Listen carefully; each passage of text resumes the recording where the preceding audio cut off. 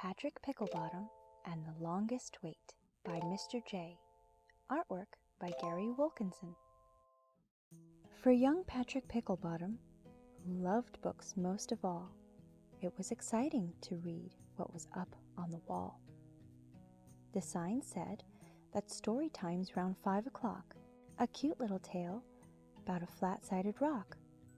It's supposed to be good, He had heard a review, but he was 2 hours early with nothing to do. So he sat, and he waited, and he waited some more bored, more impatient than ever before. Was it 5 yet? He looked at the clock just to see, but oh no, it was only 2 minutes past 3. It felt like a week had already gone by. For a moment, he thought he might break down and cry. He had to find something to pass the time along, so he decided to start by singing a song. He began with Them Bones, right into Blind Mice, then some 80s rock ballads that he thought were quite nice. He was dancing around, having all sorts of fun, and the next thing he knew, it was 3:31.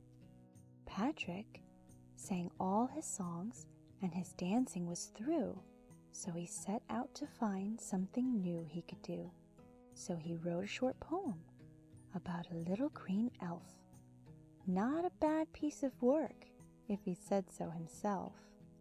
The green little elf sat up on a shelf and didn't have much to eat. He chewed on his tie and then wondered why, so he ate his delicious green feet. So it wasn't that great, and he'd had written some more, but he glanced at the clock, and it was 10 after 4. The next thing he did was find some old chalk. He drew a bright sun, some clouds, and a hawk soaring the sky above a field and a lake, and then, for no reason, he drew a big cake. It was chocolate with frosting and swirly red lines and big smiley faces with star-shaped designs. Then he drew a fast car and pretended to race before drawing a rocket and flying through space.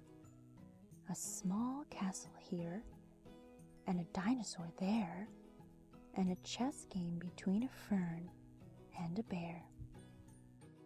He drew a small monster biting someone's nose, and then a fat bug wearing oversized clothes.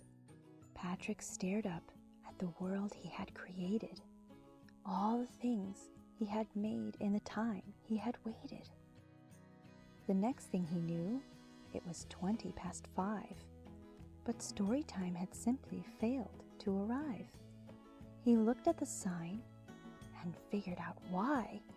He smiled to himself with a wry little sigh.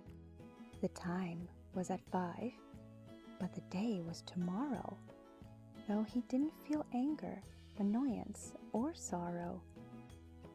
He'd simply come back, and he wouldn't be late, precisely at 3, to enjoy his long wait.